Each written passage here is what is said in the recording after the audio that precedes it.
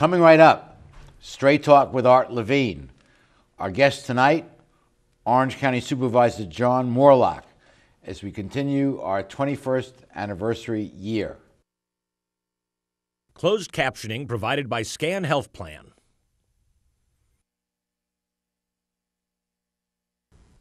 Straight Talk is brought to you in part by Southern California Edison. For over 100 years, life powered by Edison. The Press Telegram, your local news leader for over 100 years.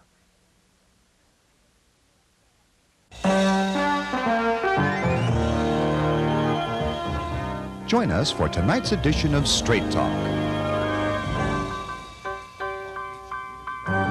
And now your host, Art Levine. Good evening and welcome to Straight Talk. We got a great show for you tonight. Our guest for the entire show is the Honorable John Moorlach, Supervisor on the Orange County Board of Supervisors. John, welcome back to Straight Talk. Always good to be here, Art. Thanks. You just got off your term as Chair of the Board of Supervisors, and you recently gave a lengthy PowerPoint presentation that you were nice enough to send me without an executive summary, so I had to pore through it all to learn what you're going to tell us now about what's the shape of things in Orange County. Well, I'm glad we have a couple of hours to do that, Art. We certainly had some fun in 2012. In October of 2011, the state implemented realignment of state prisoners, so we had to work through that. In December of 2011, on the 29th, in fact, the state Supreme Court decided to terminate redevelopment agencies, so that created a pretty fast timeline that we had to address those issues in 2012. And we've just been in negotiations with our largest bargaining units, which still has not concluded because it's been an interesting time where we have not provided raises for 4 years, 3 years plus. And it's still difficult to do so because we've focused on a total compensation approach. So employees may not be getting raises, but their medical insurance and their pension contributions continue to rise. We've had employee average total compensation go up some 16% in the last 5 years, but our real estate taxes have been flat to almost non-existent because of the impacts of the economy on real estate. So we've had a lot of interesting things to work through, including litigation results, and we had some scandals and some other fun activities. So there was plenty to talk about. It was an action-packed year.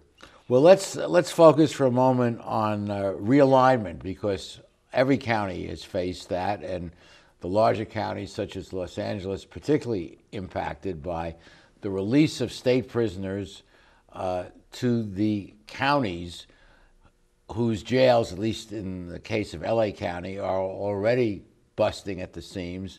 And now a bunch of additional prisoners are released to them, to the sheriff, and he has to decide who's going to be let go and who's not. It seems to many of us that, again, we see the state trying to balance its books on the backs of the counties in this case, or municipalities in other cases. Yeah, it's been an interesting drill. Governor Brown had a federal court order to reduce the population of his prisons. They came up with realignment, and realignment is one of these things where if you can have counties take on more and then somehow find a revenue source to take care of that, then he can get around what's called Prop 98, which means that a certain percentage of tax revenues, about 50%, has to go to education. So anything you can realign kind of modifies that computation. Was done by Governor Wilson back in 1993 with Proposition 172. So kind of a common technique, but then it brings up the argument, what's better? Is it better for the counties to handle some of these activities, or is it better for the state? And we would think that it would be better handled at the county level. We could work with our own population, work on trying to address recidivism and all those other issues. But the concern is that we have adequate funding. And the money only came really for the first year, as I understand it, but there's no guarantee of follow-up money with all of the probation and parole expenses that the counties now have to bear. And so what Governor Brown did is he said, I'm going to raise taxes through a ballot measure. I want the registered voters of California to vote their own tax increase. And so he provided us with Proposition 30, which was on the November ballot. Right. And then in that proposition, he also put in a constitutional amendment that would guarantee funding for the realignment of state prisoners to the counties. So Prop 30 passed, and so now we have a guaranteed income stream for all the counties. For years to come. Theoretically, yeah. So now the issue is, how is it working? Orange County is only 800 square miles. We have a great working relationship with our sheriff, our probation chief, our district attorney, our public defender, our healthcare agency, our superior court system. We collaborate and meet more than once a month. I know I chair the Criminal Justice Coordinating Committee. They're all in the room. We've worked really hard to work with, including the police chiefs, to address the influx of these prisoners, which kind of came a little bit every month, and now we're up to about 2,500 of them in the county. Well, it's a real problem in LA County, and I can tell you it's a problem in Long Beach. The chief has addressed it and said it makes our job more difficult, the release of more bad guys. It does make coupled your with job, the recession. Right. But what's awkward is that we can't seem to quantify it quite yet. The personal property crimes are rising, but we have not been able to attribute that to the release of these parolees in our It could be the counties. recession.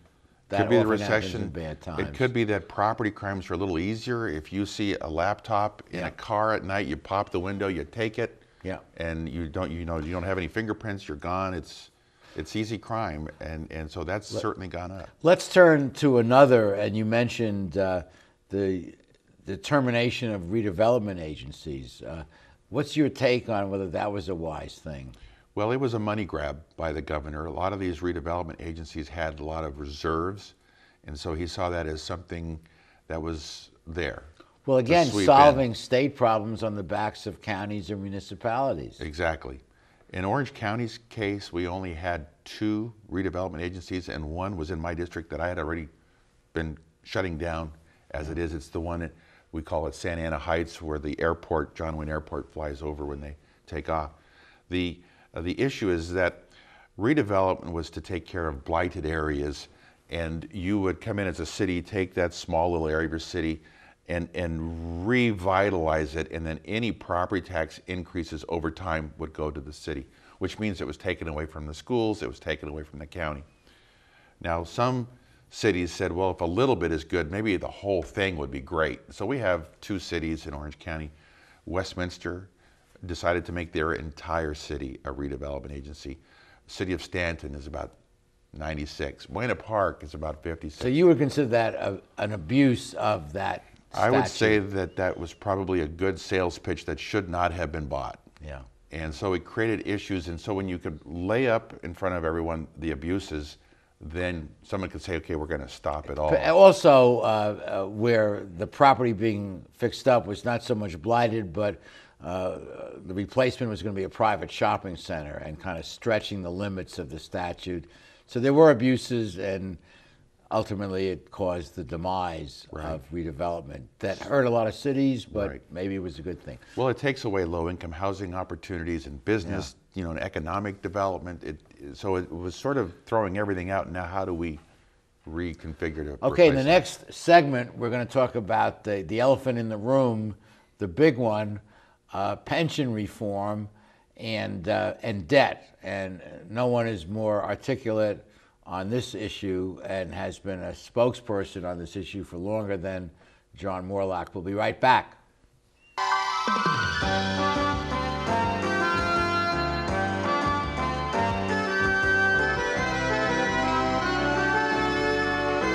Supported by Edison International.